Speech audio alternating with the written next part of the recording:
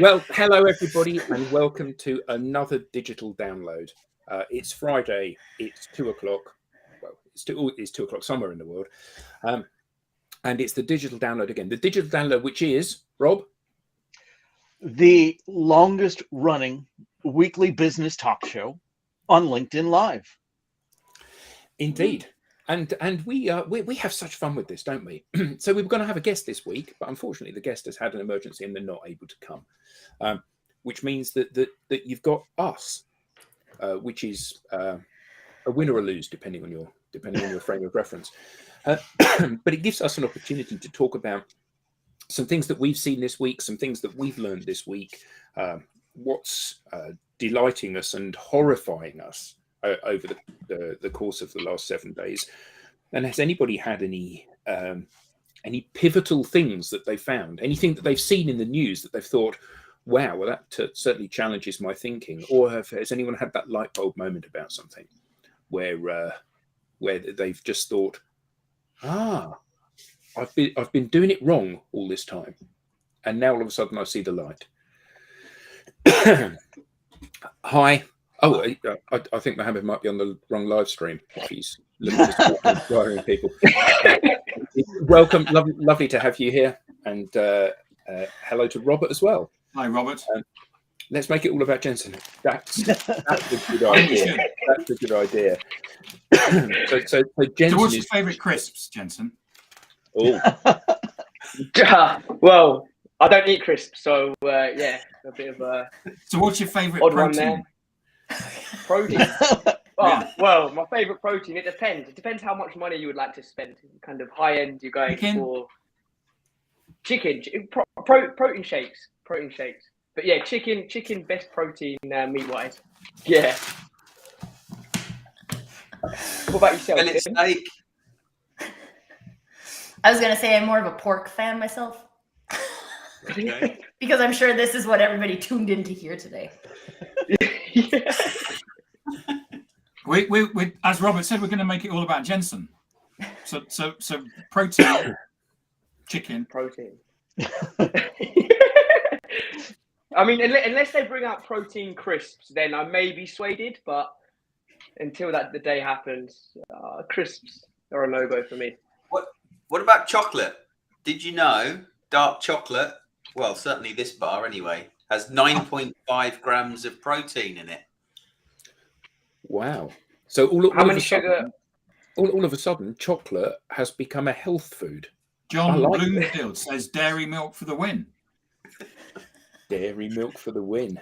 Yes. Yeah. In fact, oddly, you know the old joke about how do you know when somebody's a vegan? And the answer is because they tell you. And I recently gave up veganism. I took it up a couple of years ago because my son decided he was going to be a vegan, and I wanted to try to be a supportive dad.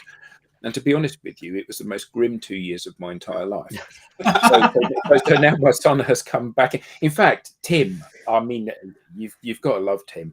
We went and delivered a talk for an organisation in London. And Tim said, should we go out and get a spot of lunch? And I said, well, and he said, that's fine. We'll go somewhere vegan. So Tim decided he was going to eat vegan food with me in this particular restaurant that wasn't a vegan restaurant. And it was grim. And not once did he turn up his nose at it and say, this is inedible, I'm going to get a steak. So, but it is a fairly horrible existence being a vegan. So I'm thrilled. That lunch was the worst 2 years of his life too. I think you could be right. Zachary Cutter, who's often tunes in, says there are protein crisps. Oh. Okay. Wow. Exactly. If you can find them or post them or something in there, that would be ace. I thought my wife and my son did that once. They made potato chip type out of pressed chicken. Ooh. Oh, and do you air dry the chicken or? Well, we have an air fryer, but beyond that, don't ask me. It wasn't dipped in grease, and I don't know. Yeah, I think that probably chicken is best cooked, isn't it? Rather than air cured or something like that. Anyway, we were going to do a bit of content sharing this week. Oh, I love pork scratchings. Yeah. Now that's a proper health food. That is. Yeah, we're going to do some content sharing, and I'm actually quite keen to share my piece of content. You're going first. Yeah, why not? Why not? And the reason that I wanted to share my piece of content first is that I think it might be a bit of a discussion piece. And so this particular one, let me just prep it. So Zachary's come up. He said it's on My Protein. Do you use My Protein, Jensen? Because there's loads of, they do like protein biscuits and stuff on My Protein. I know of them. I'm showing too much knowledge here, aren't I? Yeah, you're a lot of knowledge. Yeah.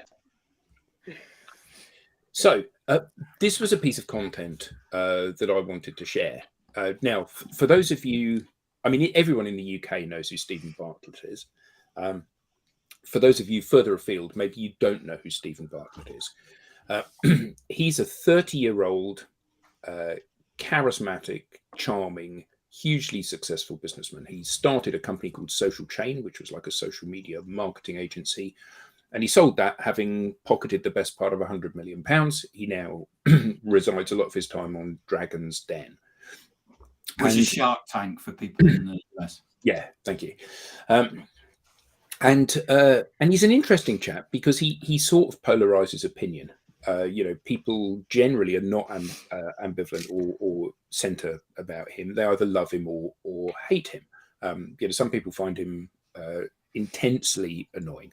I actually am a bit of a fan of his, although he has developed a nasty habit recently of talking about things he's not qualified to talk about. So business, yes, he's a fantastic podcast host, and he does these video podcasts, and he's had all sorts of people on. He's had Richard Branson on, he's had Jimmy Carr on, he's had Ramesh Ranganathan on. He's had a whole list of people who are Richard Hammond from Top Gear and the Grand Tour. And he's brilliant at getting them to talk about who they are, where they've been, what their drivers are. Very relaxed way of talking to these people. But he is increasingly sharing stuff like this. Stuff which he's not qualified to talk about. He talks about relationships. He talks about how you shouldn't be in a relationship if you can't yet love yourself. Now, here's a guy that's not had a long-term relationship, and he's handing out relationship advice. Here, he's talking about the importance of being vulnerable. And I don't think he means vulnerable. I think what he means is authentic, which is obviously the case. But the problem with setting this up as an expectation of people is that some people are really uncomfortable of going into this space. Thanks, Alfie Day. Thank you. Love Chinese digital download. Thank you. This is a real problem area, and I think all of us do share some vulnerability sometimes. We've had a bereavement, we've had an illness, we've had something which is wonderful that's happened, or something that's dreadful that's happened, and we're quite happy sharing that with our audience. But increasingly in my news feed, I'm seeing more and more people who are just sharing their vulnerabilities, how life is bad, how this has happened, and a catalogue of tragedies that have happened to them. And my concern with this is the broader concern, not just about Stephen Bartlett, because he's the tip of the iceberg here, but the idea that when we go into our social spaces, what we're looking for is advice from people who know better than us. And it's kind of like that, say, the Latin saying, caveat emptor, buyer beware. The best barometer for whether somebody is qualified to give you advice is A, are they living by this advice themselves? If you're talking to a business coach, they shouldn't have holes in their shoes. They shouldn't be turning up on a rusty bicycle. They should be turning up in a Ferrari because they're supposed to be the epitome of success. So are they walking the walk? And are they able to articulate that to you and demonstrate that they're doing the things that they're trying to coach you on? And I think that increasingly we are in a space where people are purporting to be experts about things, and in fact, they're not. I'm not sure I agree entirely, Adam. I think let me give you an example of where I felt incredibly vulnerable. And I don't know if Stephen Bartlett is trying to do this or not, but he tunes in, Alex. So okay. We'll see a comment in a moment from him, I'm sure. Yeah, it'll come up in the chat. Yeah, I remember It doing. takes a little while to come through. Yeah, I remember doing some training years ago, and we were being asked to share some of our most vulnerable moments, but it was in the context of building rapport and building relationships with others, also going through the same training, which was somewhat challenging. You know, and I remember sharing. Well, I was nervous. I first asked. I think I asked my boss or my colleague at the time. I asked someone, "Do you think I should share this?" And they said, "Yeah." And you know, back in 2005, I lost my job for poor performance, and working in sales, that's a pretty bad thing, something you don't want to share with people. But when I shared it, it kind of took a big weight off my shoulders. But B, I really connected with people because there were others that had experienced similar things, and it meant that, you know, I experienced a dynamic of relationship that I hadn't experienced before with those people. Yeah, but I'm not sure that that a singular instance is quite the same thing as that becoming your normal mode of posting.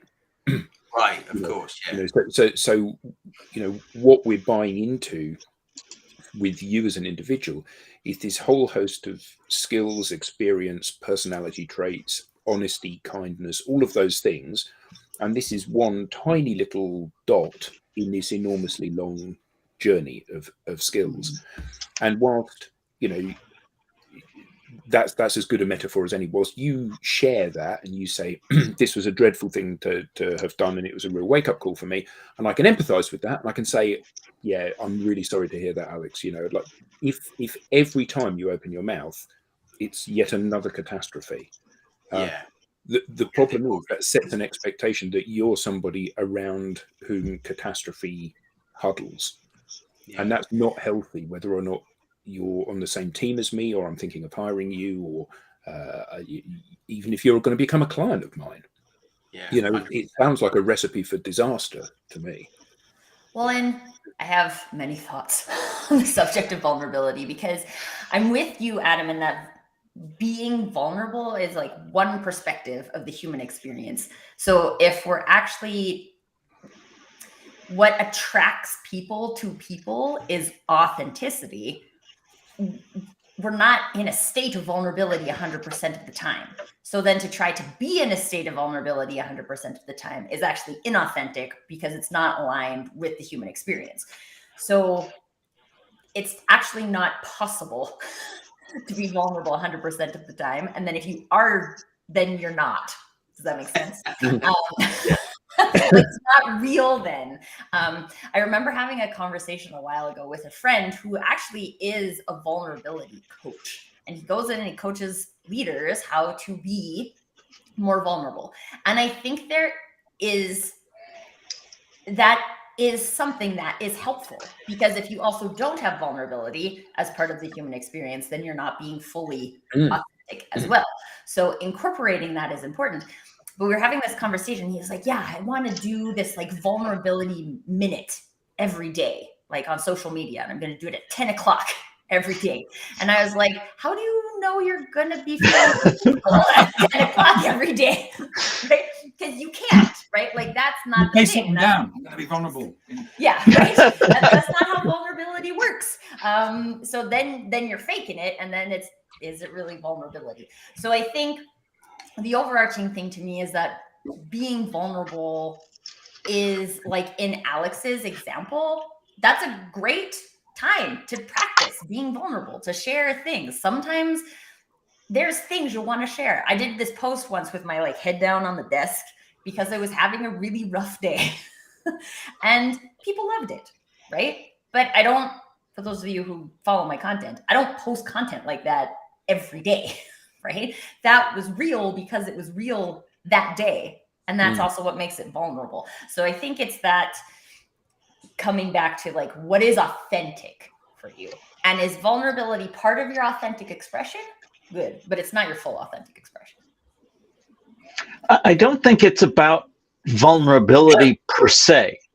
I think it's about being solely focused on one topic, whether that's vulnerability or your brochureware or somewhere in between. An instrument that only plays one note is hard to sing along with. What a lovely way of phrasing that. An instrument that plays one note is hard to sing along with.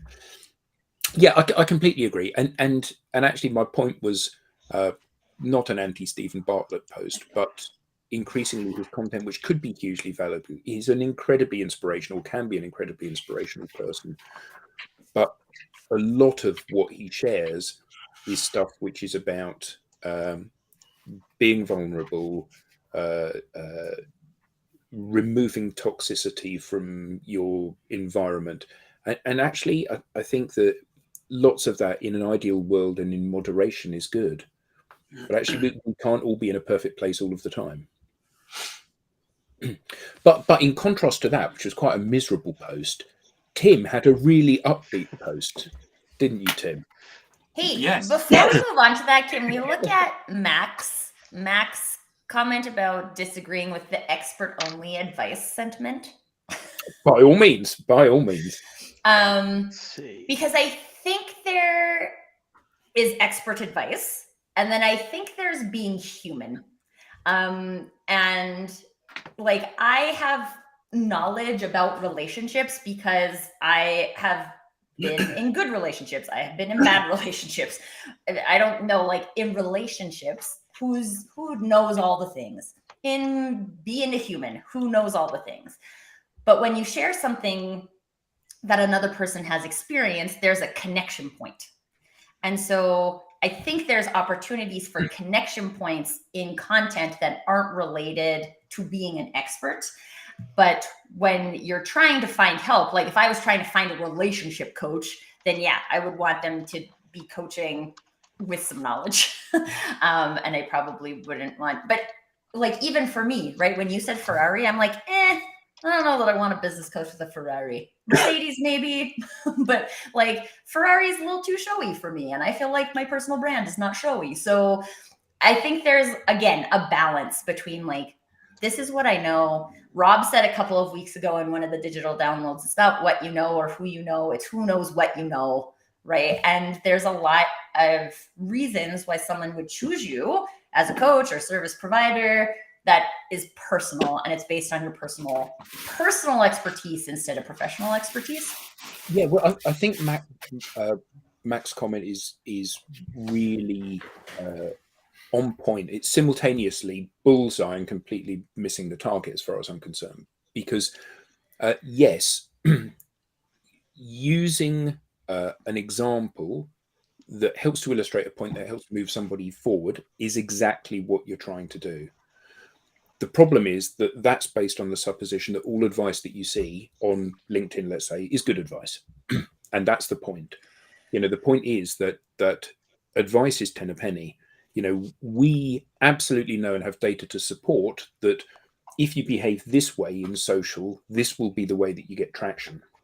And we see loads of posts from people that say, yeah, the answer is employee advocacy. You just flip the company post onto your timeline and it gives you a constant stream of content which will engage your audience. No, it won't. We know it doesn't work at all. And we know that. And we see organizations that try that fail. And the problem is that if your best barometer, I believe, your best barometer for telling whether or not advice is good advice or not is to see whether the person that's giving the advice is following the advice, and seeing whether the advice that they're following, if they are following their own advice, is in fact getting the results that they want. Jensen. Hence my point about Jensen. I was just gonna say about on Robert's point where he said, would you want a relationship coach that's been happily married for 30 years or someone who has been divorced 6 times? Yeah. Well, that's a brilliant comment, because if I'm going through a divorce, someone that's never had an argument is not somebody that I would want to be coaching me. But equally, if I want somebody to get my marriage back on track, clearly the person that's only ever got experience of getting divorced is probably not the person to help me either. So perhaps there is some common ground here, some middle bit. Yeah, and I think again at some point there's like, I think what Mac's comment was related to like if I say something based on my experience about relationships, and Mac hears that and says like, oh, I really resonate with that. That's something I want to try. You can try it, right? That's fine. But I think there's a difference then between like drinking your own Kool-Aid and just giving advice, right? So like if I say something like I say this a lot, like quite honestly, I've been divorced. I don't know if people want to come to me for advice, but I'm also happily married now. So I think I know some things, right? I know some things that don't work and I know some things that do work. But I say quite often, right? Like, I think the reason why my relationship with Carter is so productive is because we were ourselves from the very get-go, right? We weren't trying to be somebody else. And if I give that advice, I don't give that advice as a relationship coach. I give that advice from personal experience. I give business advice, sales and marketing advice from professional experience. And so if you're looking for professional help, I'm on the exact same page as you, Adam. You need to get it from people who are drinking their own Kool-Aid and have seen results, have data, right? All of those things. If you're taking be vulnerable advice from somebody who posts lots of things about being vulnerable, but never actually is vulnerable in a content share, then are you just sharing generic advice? And then at that point, meh. I wanted to jump in there. So you said if they're drinking their own Kool-Aid. Now I've got, I like training, right? So. And I was going to say, I'm sure you don't drink Kool-Aid, Jensen. It has too much sugar in it. If you're drinking your own protein, own protein shake. Yeah.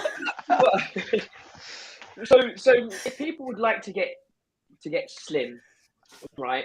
It's one thing that's kind of baffled me, kind of with every gym that I walk into. Now, if someone would like to lose weight and get fit, is every personal trainer you see in shape and fit themselves? Because not everyone does follow their own advice, but they do give amazing advice. So where do you sit with that? Is it, how do you judge if someone's advice is amazing advice if they don't drink their own Kool-Aid? So there's an old adage in teaching: those who can do, those who can't teach. And it just cuts me to the core, because I believe that I can do and do very well, but my passion is teaching. So yeah, I mean, I once had a personal trainer who would take a smoke break in the middle of training me. Not exactly an endorsement there. Well, and I think that there's an important piece too here about I'm trying to figure out if I agree that it's extrapolatable to the business scenario, but from a personal training scenario, right? You can know all the things to say and do that will help someone else do it because it's important to that someone else. And if it's not important to you, then you won't do it. Right? Rob teaches because teaching and sharing his knowledge is important to him, is meaningful to him, right? But some people might have all of the knowledge to be, I mean, I have all of the knowledge to personal train someone who is postpartum, right? I have the training, I have the certification. I could do that, but it's not meaningful to me.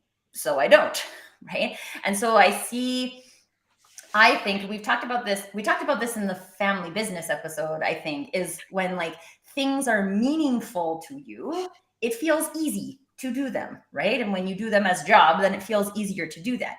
And it's the same thing with content. When it's something that you deeply know and it's something that feels meaningful for you to share, then it's easy to do that. But I also think this is the reason why a lot of people have trouble with content is they think they need to, okay, my narrative now is about vulnerability. So I need to share all these facts, about vulnerability. So then I hit Google and find out a whole bunch of facts and then just regurgitate them on my social media. And it feels like a lot of work because you're not actually interested in that. Right? Like, so I think there's good point. Just like I started. That's what GPT is for. Right? Yes. The human experience is complex. Is that what you don't work out, the GPT? That GPT could probably give you a great workout plan. I want to lose this much weight and have this much percentage of muscle in my body, and I currently weigh this. What's my workout plan? Yeah. But I do think further to that point that one of either Rob or Tracy said about, or maybe it was Jensen said about the fitness coach that's able to give you that good advice. They're allowed to be fat. You see, I don't think they are, and the reason that I don't think they are is that it's not just about knowing the advice; it's about implementing the advice. And if you can't implement your own advice, then it says there's something wrong in the overall picture there. Either the facts may be right, but the way that the facts are framed or presented means that it's not compelling enough to get a different action. And if you can't get that different action, what chance have you got of being able to pass that different action on to somebody else? And what we know, particularly in our field, is that telling somebody what they need to do is easy. Getting somebody to do something is difficult. Mm-hmm. And that's where the win lies. You know, there's nobody in the world, I believe, these days that's on social media that doesn't understand what they need to do to be successful on social media. They know they need a big network. They know they need to engage with people. They know they need to have a strong personal brand. They know they need to post every day. They know all this stuff, but they don't do it. Yeah. So I do agree. But the there's, you know, if I think about sport, and maybe this is the difference between a trainer and a coach, right? A coach is there to extract more, help you extract more performance. And maybe it's, is it Ivan Lendl that coaches Djokovic? And Djokovic is a better tennis player than him. I may have got that wrong, but there's a situation in tennis, I think, where there's Djokovic is coached by someone that hasn't been as good as him, yet he's still coaching him. So I think that's true of everybody in tennis, isn't it? Everyone that's at the top, their coach is not as good as they are, or they've never been as good as they are. I would tell my sales trainees. Sorry? What was that, Tim? I said, who's going next with the content? Because the first piece is taking us 28 minutes. Let's cue yours up. Yeah. Do you do mine? Yeah. Why not? So this is the first camera I ever had. What is my it? Grandfather's. It's a Kodak something Pronto 500 LK. It's a 35mm camera. And my father, you may or may not know, worked for the BBC, and I was about this tall, and he had a friend round who was a cameraman, and the cameraman said, "Oh, you've got a camera, that's great," and he gave me some advice, and he said, and Robert Matson's going to love this, he said, always tell a story. So whenever you take photos with a camera, what you're doing, even though when you're using a film and you've only got like 32 or 36, you need to be actually telling a story. And so my content, if you can. Which one, Tim? You had. Oh, there it is. It's there. Yeah. So my content here is from Wendy Muirhead. And what she actually does is they're going to a president's circle. So this is one of a story that she tells. So this is arriving, and they're arriving, and there's the sunset, and then there's the next post is what they're doing, and then the next post is something else. So I often say to people, you know, there's a battle going on, which is we've all got mobile phones, and as we go scroll through LinkedIn, we go, boring, boring, boring, boring, boring, boring, boring, boring, boring, boring. That's interesting. And in the battle to be that's interesting, because old brands tell me that's what they try and be. This is where what we're seeing is someone actually showing something about themselves, but also telling a story about themselves at the same time. And that's one of the things that I wanted to highlight, that this isn't, Tracy said this earlier on, about it's not about coming to here and posting. It's coming and here and telling a story. And part of the story is, as we know, that actually social media isn't coming and posting because it's about conversations. And by telling this story, what she's doing is she's opening her up to have a conversation. Very good. Fantastic. Very good. I think to follow on from that, I think that one of the challenges is for most people that are trying to develop the skills to post regularly is actually turning a post or a point they want to make into a compelling story. Because, you know, we have our own, and certainly this is one of the things that I've learned as I've traveled through my life, is that I have my own frame of reference for everything. The combination of things I know, places I've been, people I know, experiences I've had, gives me a unique perspective on things, and everybody's in exactly the same boat. So loads of things that I assume are just, well, everybody knows that, obviously. That's a ludicrous assumption to make. And the problem with telling your story is that often many of the gems that you have, many of the things that give that story context, you don't believe are valuable because you think, well, it's obvious, everybody knows that. And I think that reshaping how you position your concept, your idea, your thinking in front of somebody so that it does make sense, so that it does have a story, so that I'm not assuming any knowledge or position on this in you, the reader. I'm simply laying it out in such a way that you can walk that journey to get to the point where that photo makes sense, I think is absolutely the challenge for everybody that wants to create content. Well, and I think there's also a difference between telling a story and telling your story. Right? Like you said, Adam, there's your version of that story. And everyone else who's attending the event with Wendy has their own version of the story, right? And so when we can tell our version of the story and give ourselves permission to have it based on what we know, what we've experienced, and that's actually why it's meaningful, and share it from that perspective. Because I also think people think I should share a story, right? I should tell a story. And then they go and they Google a template for storytelling. And then they plug things into the template and then think it's a story. And it is a story, but it's not your story. So now there's this, like, if I look at, I really did like that image from the last post about, like, you can create big steps between you and people, or you can create smaller steps between you and people that are easier for them to climb. And if you tell your story, then it will resonate with the people who get your story, right? I could tell, if I tell a story about pregnancy loss, it's probably not going to resonate with a bunch of people who have never experienced that.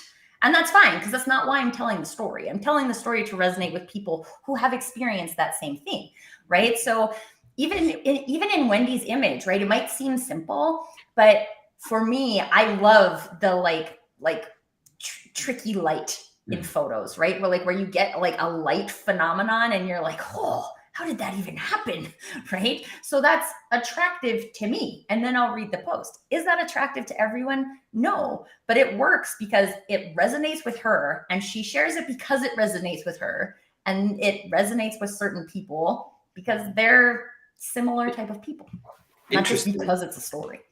Yeah, or they're interested in you. They want to learn about you. Yeah. Mm-hmm. That's a brilliant comment from Robert. People can be taught the skills of storytelling, but if the story doesn't interest the teller, it likely won't interest the audience. And I think that is a mic drop moment, because actually so often when we engage with somebody that is pitching a product or service for it, clearly they're not interested in the story, really. They've learned something parrot fashion off a sheet, and they're regurgitating that to the audience because it's best practice, or it's got those key drivers, or it's, you know, this is exactly how we need to position this in line with our brand story. And actually, it's completely devoid of their passion or their interest or those things that get them excited about it. And if you're not excited about your story, well, why the hell would I be? I love storytelling, and humble brag, I think I'm pretty good at it. Where I struggle, so this is me being vulnerable, I struggle turning the story into a conversation. I don't want to talk at people. I want to talk with people, but my stories have not yet gotten to the point where they invite somebody in to contribute. So that's something that, to me at least, seems the next level of storytelling. How do you do that? How do you turn a story into a conversation? I think one of the things I'd just like to add to that, Rob, that is an additional challenge on social media, is there are so many people who are just lurkers, right? Who are actually resonating with your story and it's meaningful to them, but they don't comment, or they don't share, or they don't like, or they don't anything. So you can't know that. So I think while there is a practice of moving people into a conversation, it's also important to realize that if we're sharing a story for engagement, then like, what's our intention with the story? Because if I'm a storyteller and I want to tell this story because it's meaningful to me and it could be meaningful to other people, then I always say to myself, like, if I get one like or one comment, or sometimes even just because I put this out there and I get views on it, like, I've done my job, because this could be helping people. But so I just wanted to put that out there, because it's not just about moving it to the conversation, right? So now we can talk about moving it to the conversation, but also there is a contribution that you make by just sharing the story. Tim, you were going to say something, I think, about moving it into conversation. I'm like, who's the next content? I think we have Alex next. Alex, you're good to go? Yeah, I'm good to go. Ooh. Preach, Alex. Down a level. Ooh. So, does anyone know Yakko from Winning by Design? I met him at a conference. Yeah, I've never met him, but he is a great guy. I've got a book of his somewhere, about over there. Okay. So, does anyone want to have a go at pronouncing his name? Jacco van der. Yeah, it's Jacco van der Kooi. So on LinkedIn, you can actually click the sound button, and he pronounces his name. Very, very, very cool. I guess so. What I wanted to do was spend a minute talking about this post that he did recently. I think yesterday or early this morning. That talks about the decline in close rates within an SMB and enterprise, kind of spanning SMB to enterprise, business to business sales. And I guess in the spirit of storytelling, because he's done some analysis here, and he's basically found that in the last 2 years, close rates have dropped from between kind of 23 to 36-ish% down to 17%. So, like almost a 50% drop in close rates in the last couple of years. And that kind of brings all sorts of thoughts to mind in terms of, well, we've had all these layoffs in tech.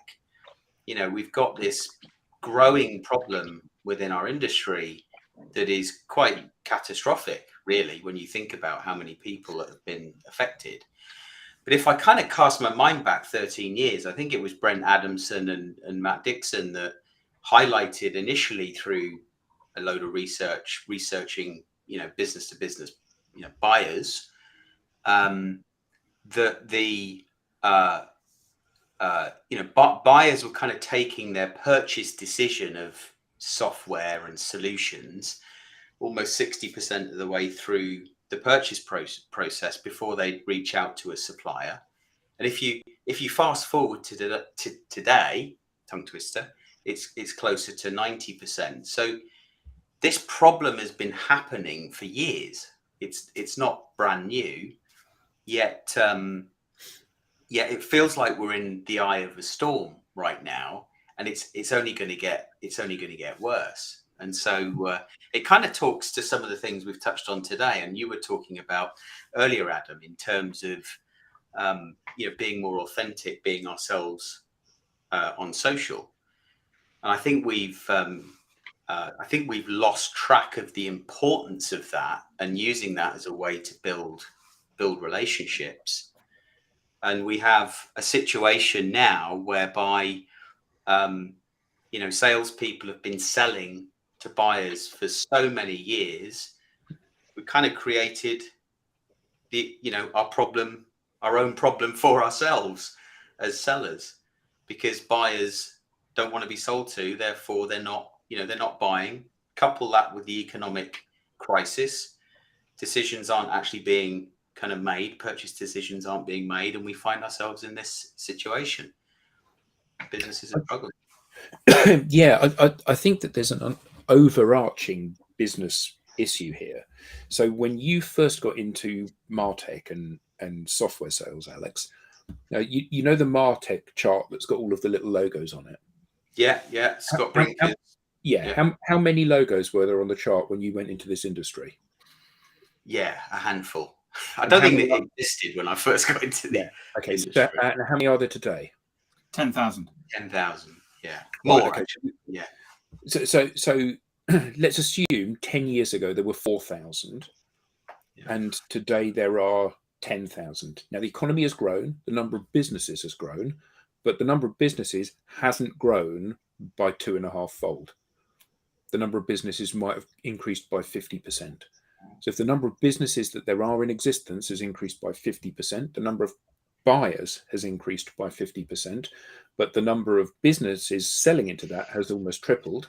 Hence the fact we've got this situation. So I don't believe that the problem is that close rates are going down. I believe the problem is that there are more people fighting over effectively only slightly more stuff that they can go after, deals that they can go after. So it becomes increasingly, I agree about the 90% of the way through the buying journey, but I think that the issue here is that it is contingent on you to look better than other people. And that's the key thing. That's always the key thing, isn't it? Buyers are just normal people. If you go into two restaurants side by side, one of them looks really nice, one of them looks really horrible. Which one are you going to go to? You're going to go to the one that looks nice. You're not a food critic. You don't know. Actually, you don't know until you've eaten in both restaurants. However, you're jumping to a conclusion. So we need to make ourselves the attractive looking restaurant. Yeah. And that's the key, isn't it? That's where people are getting it wrong.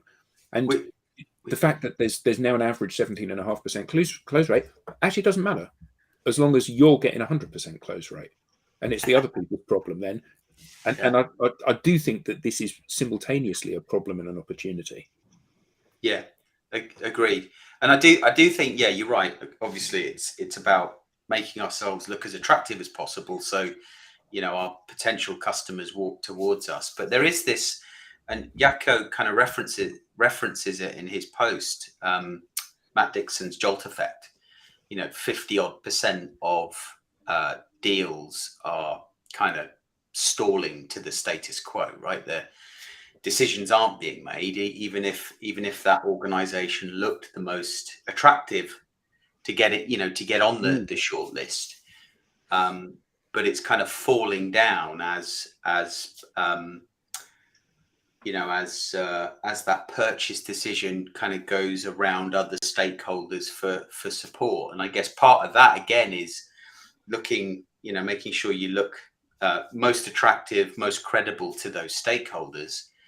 But I also think it's about helping an organization quantify the commercial value of the solving the problem that they need to solve, which I think most vendors struggle to do.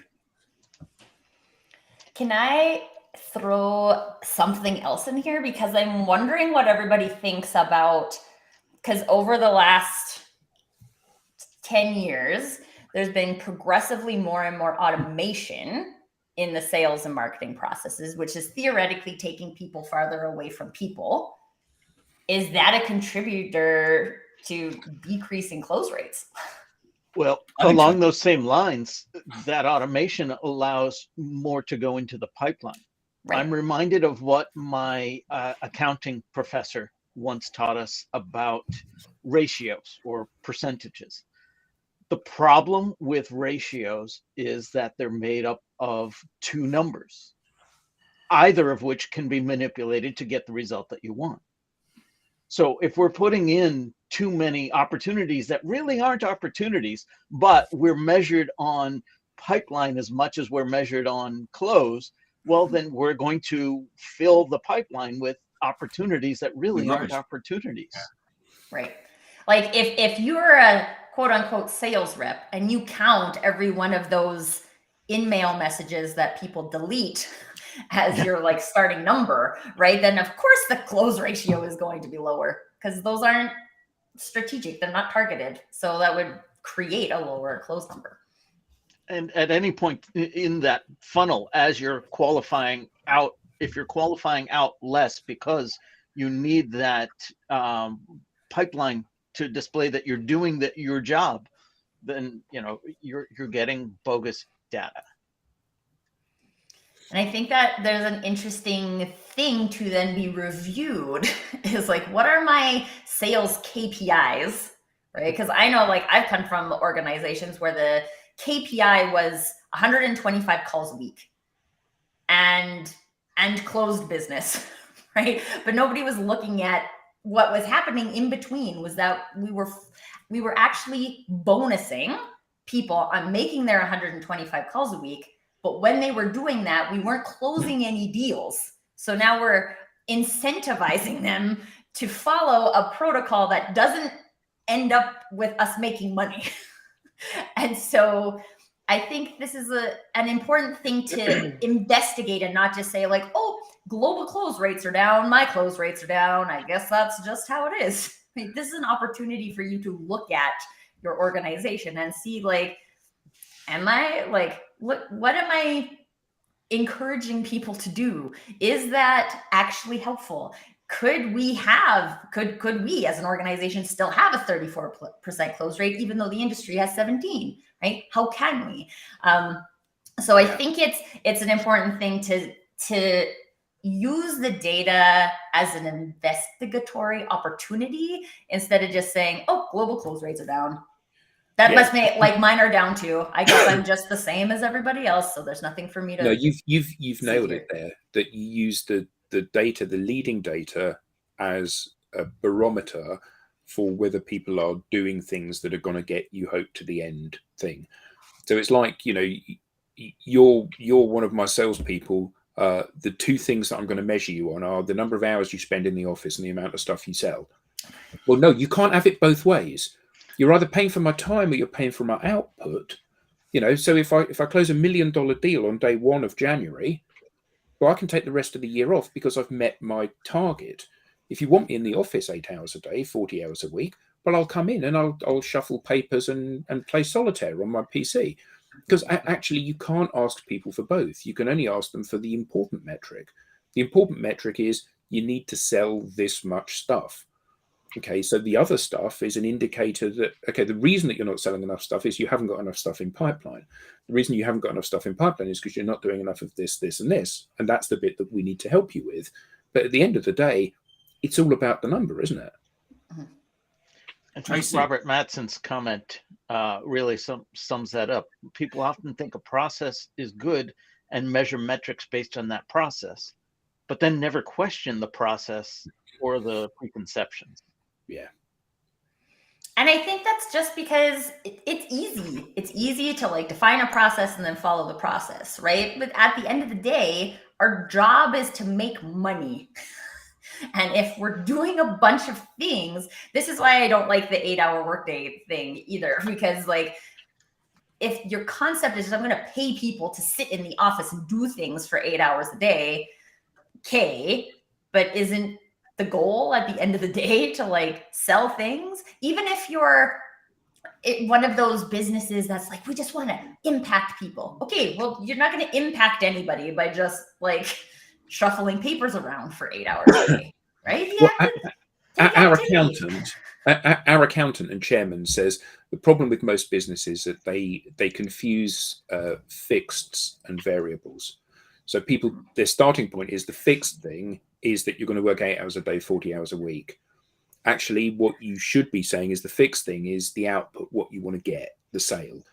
And then the variable thing, because, you know, if you start with you're going to work 8 hours a day, sell as much as you can, that's the variable.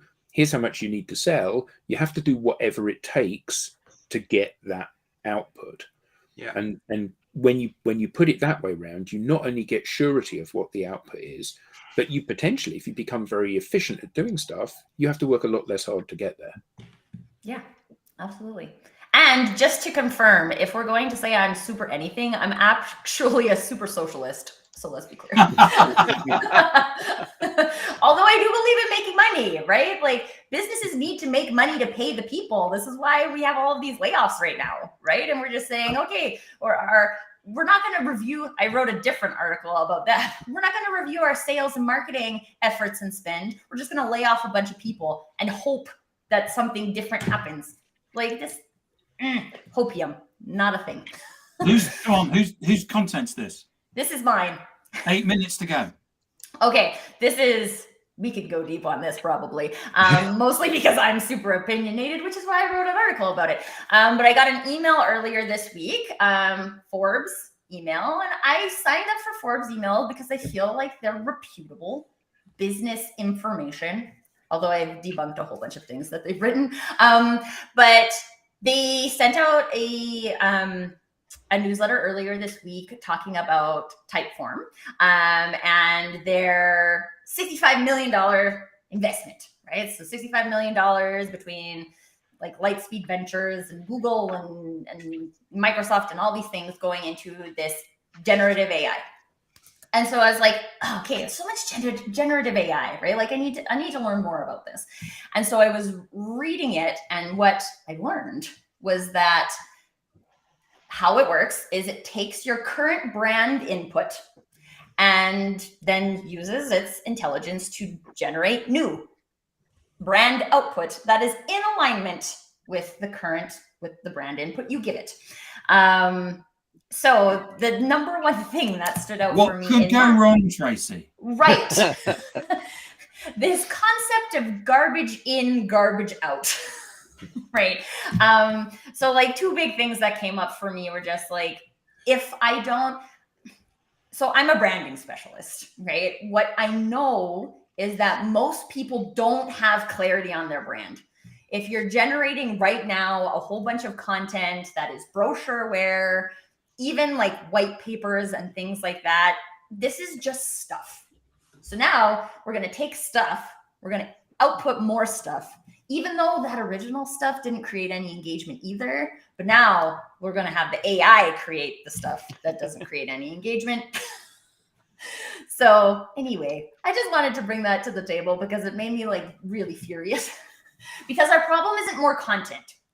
I guess at the end of the day, this is the thing for me, right? If the problem was that you had amazing content and it created amazing engagement and you needed to create more of it, then this would it would help you do that. The problem is that most people think their problem is more content. If I could just generate more content faster, then I would have more eyeballs. But that's not a thing. Tracy, I think one of the things that I hear a lot is people say, if only someone read our brochure, they would find out how brilliant we were. So and that's what we need more content, because if people only just read how great we are as a company, they'd buy. Right. And so if people aren't reading it right now, what makes you think people are going to read more of it? They're not. Tracy, Exactly. your article reminded me of two things, both of them related to Walt Disney. One of them, my class is in the middle of a case presentation on the Disney company, and one of the teams ultimately came up with the problem Disney is facing right now is lack of creativity. They are taking all of their old titles and just rehashing them. So the Lion King animated movie is now the Lion King live action movie, and so on. And I press them on this. I think they're onto something, but that's my job as the professor, is to really challenge them. And so what is the big problem with this? Well, eventually, if all you're doing is rehashing what you've always done, you're going to run out of stuff. And that reminded me of the quote from Walt Disney. When he was first doing animation, before he did any motion pictures, he had a series of silly symphonies, and one that was incredibly successful was the Three Little Pigs. So his publishers or whomever came to him and said, "We want more pigs. Give us more pigs." And Walt's famous quote is, "You can't top pigs with pigs." And that always sticks with me. Yeah, you've always got to be iterating. You've got to be doing the next thing. And ChatGPT and all of these AI, they're not iterating. They are repackaging what's already been put out there. They're doing it incredibly well. They're doing it incredibly quickly, but they're not doing it incredibly new. Mm-hmm.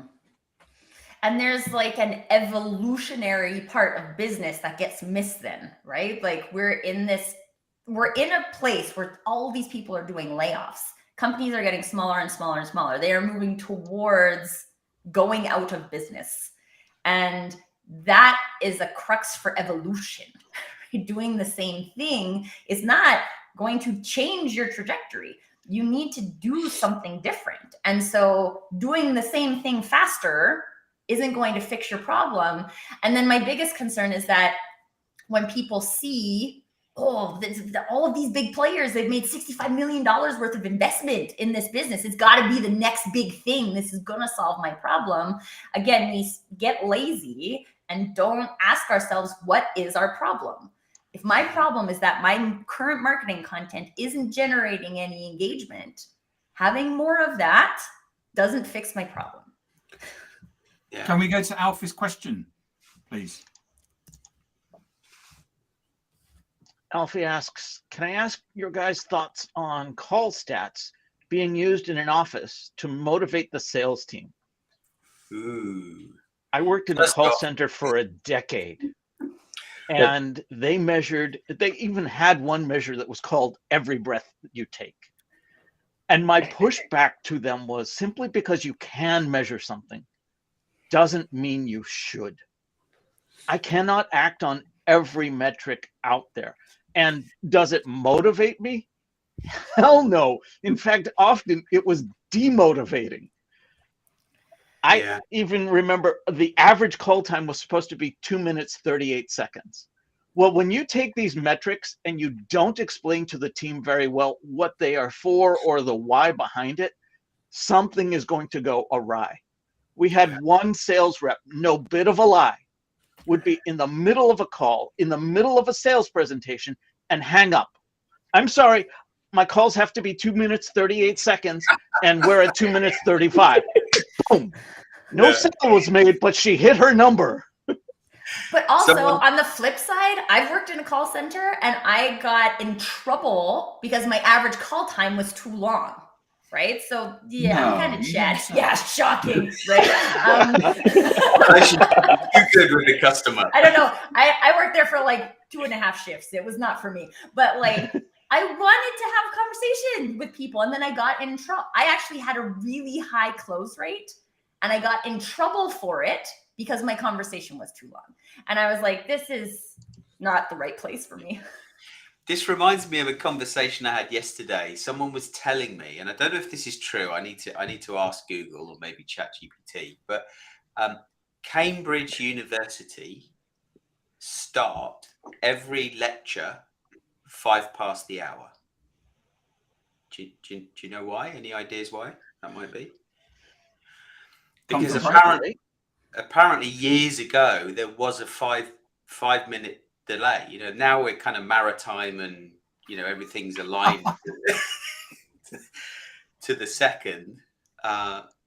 But apparently it's still done today because of that fact. That was a fact then and it was an issue then, but today it's no longer an issue. When you were talking, Rob, it's like, who is cold calling today and why are they calling? Why? Yeah. Well, and I think so. I just want to look at it too, because I think there are some stats associated with calls that are helpful. Like how many second calls do you have, right? How many people are in a conversation? How many people want to learn more, right? I think so one of the things that I thought was always the most meaningful when I was managing a sales team was how many calls did you get, right? Like people are doing cold calls. How many meetings did you book off of that, right? So I had this one salesman who would do 125 calls a week because that was the number they were supposed to hit. And literally they got bonused for hitting that number and booked no meetings ever, right? And I was like, how do you want to make money? Here's capitalist Tracy coming back. How do you want to make money at this organization? Through commission, right? Like he made a small base salary, but his money came from commissions. I'm like, so you want to sell something, right? You don't want just $50 keg gift cards to like every time you hit your 125 calls. And they're like, yeah. They're like, I want to make more money. So I asked him, how do you think you can get meetings? Like, well, I want to do the research and I want to have time to like focus on what I would say to a prospect and all these things. And I'm like, okay, for 1 week, let's try that, right? You do it your way. I'll defend the fact that you're not going to hit 125 to the management team. I'm fine with that because I'm giving you permission. So let's see what happens. That week he did 8 calls and booked 3 meetings. And so I was like super excited about that ratio. I don't know what Tim is trying to say. Jensen, over to you. Perfect. So I've got 2 quotes to close the show on that I heard, and I thought it goes well with kind of life and just jobs and work really. The first one is rejection is the chisel for perfection, which I thought was quite interesting. And then the next one is no means next opportunity. There you go. Awesome. Nice. Very good. Nice. Who's closing us out? Rob? Sure. So again, fabulous conversations taking place in the comments. Thank you everyone for participating in that. It has been another great session. Of course, we're long-winded. We're running long. So I want to thank everyone on the panel as well. And look forward to seeing everyone again right here next week. Bye all.